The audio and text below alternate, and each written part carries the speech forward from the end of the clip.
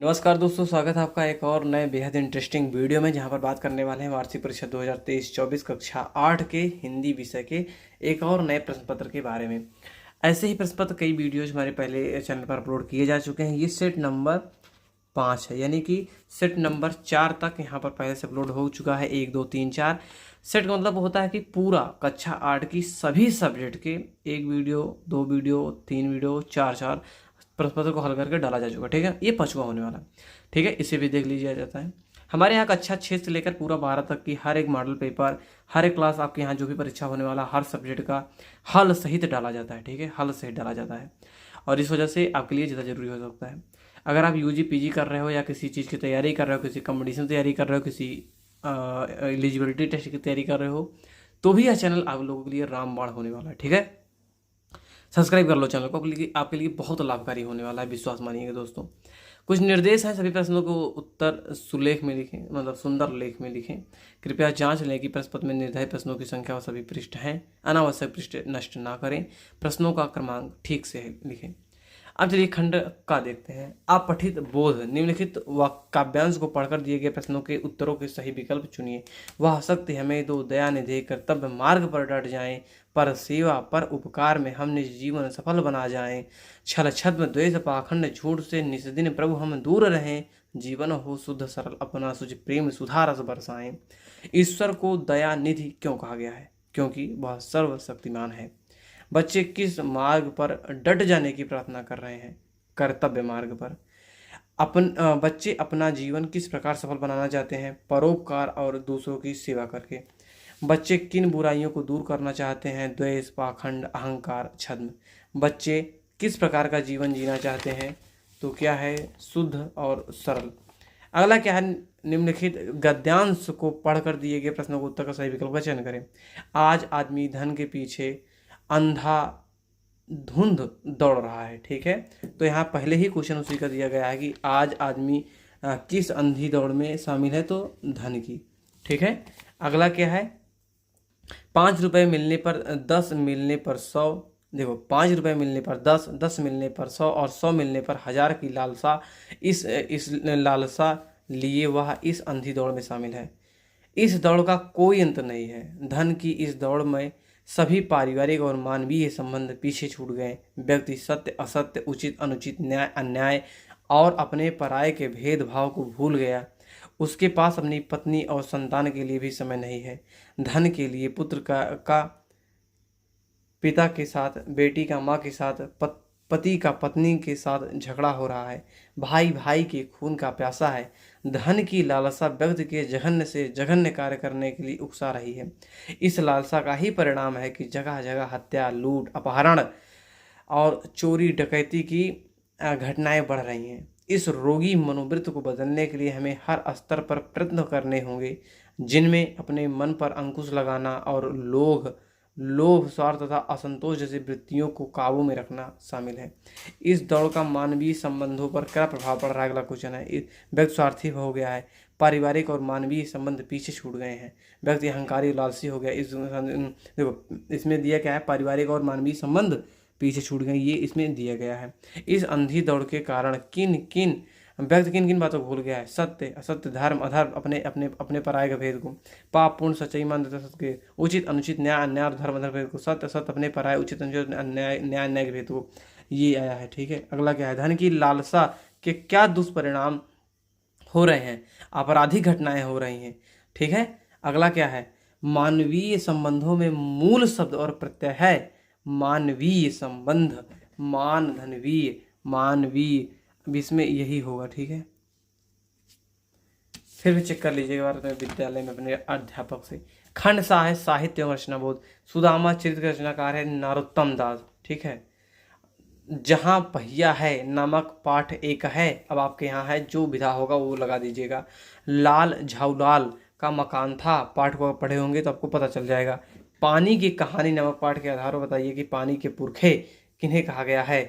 उसके बाद है कि बस सचमुच चल पड़ी और हमें लगा कि यह गांधी जी के असहयोग और सविनय अवज्ञा आंदोलन के वक्त अवश्य जवान रही होगी। यह पंक्ति किस पाठ से ली गई है? आप लोगों ने पढ़ा होगा, और उसके बाद आप लोग लगा दीजिएगा। सांप की गुफा में कौन आकर गिरा, कौवा चील सांप बाज कौन। अधोलिखित काव्य खंड की सा प्रसंग व्याख्या कीजिए। मैया कभी बढ़ेंगी चोटी, कित बार मोहि दूध पियाद भई, यह अजहू है छोटी। तू जो कहा दी बल्कि बेनी लो, है लंबी मोटी। कांचव दूध पियावद पज पज, दे दी नमाखन रोटी। सूर चिरजीवो दो भैया, हरि हलदर की जोटी। ठीक है, ये है क्या, दरअसल तुलसीदास जी ने इसमें बहुत अच्छे नटखट रोग का वर्णन किए हैं श्री कृष्ण जी के, कि बार बार मैया जी के कहने पर वो दूध तो पी लेते हैं, क्यों, क्योंकि उनकी चोटी बड़ी हो जाए इस वजह से। लेकिन एक खास टाइम में ही चोटी बढ़ता है ना, दूध पीने से तुरंत थोड़ी बढ़ जाएगा।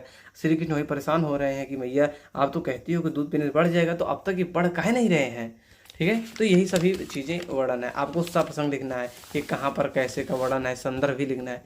अगला क्या, निम्नलिखित प्रश्नों के उत्तर अपनी पाठ्य पुस्तक के आधार पर दीजिए। घायल बाज को देखकर सांप क्यों खुश हुआ होगा। खा है, ओस की बूंद क्रोध और घृणा से क्यों कांप उठी। अगला है, तलवार का महत्व होता है म्यान का नहीं। उक्त उदाहरण से कबीर क्या कहना चाहते हैं, स्पष्ट कीजिए। पक्षी और बादल द्वारा लाई गई चिट्ठियों को कौन पढ़ पाते हैं, सोच कर लिखिए। कवि ने अपने आने को उल्लास और जाने को आंसू बनकर बह जाना क्यों कहा है। निम्नलिखित में से किसी एक पाठ का सारांश लिखिए। बाजा और सांप, अकबरी लोटा, लाख की चूड़ियाँ। अगली क्वेश्चन क्या है कि सतवां, अपनी पाठ्य पुस्तक से आई 8 लाइन की कविता लिखिए जो इस प्रश्न में ना आया। ये हर बार आता है, ठीक है, ये हर बार आता है। अगला क्या है, भाषा एवं व्याकरण बोध।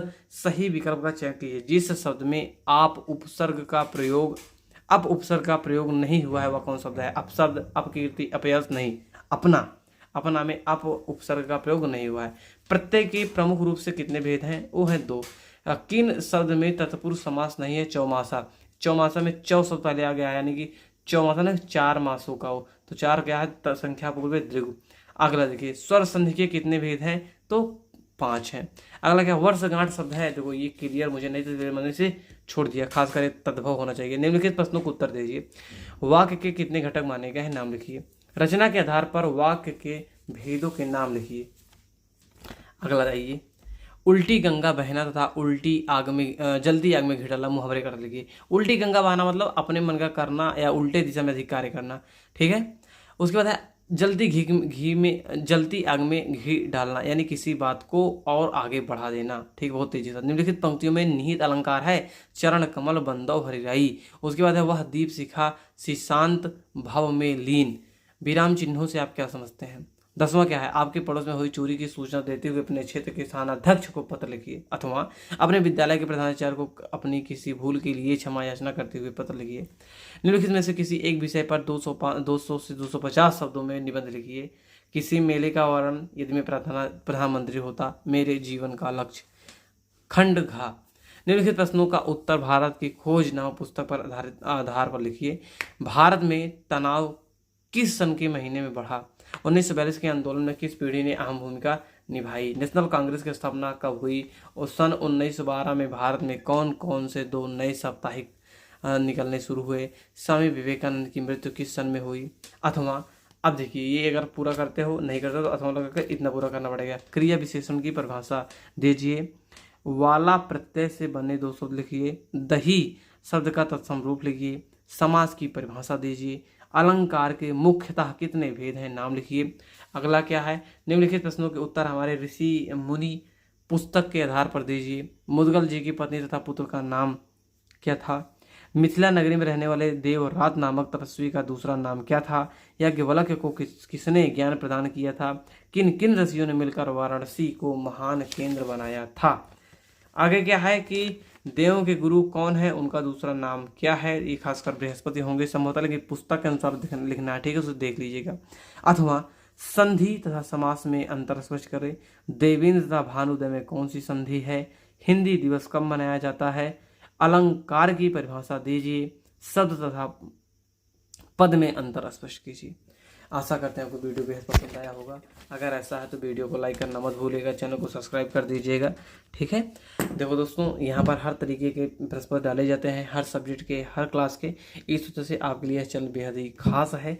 चैनल को सब्सक्राइब करके आप लोग इसके साथ जुड़ जाइए, भविष्य में बहुत लाभ देने वाला है। मिलते हैं नए वीडियो पर, तब तक के लिए जय हिंद, वंदे मातरम।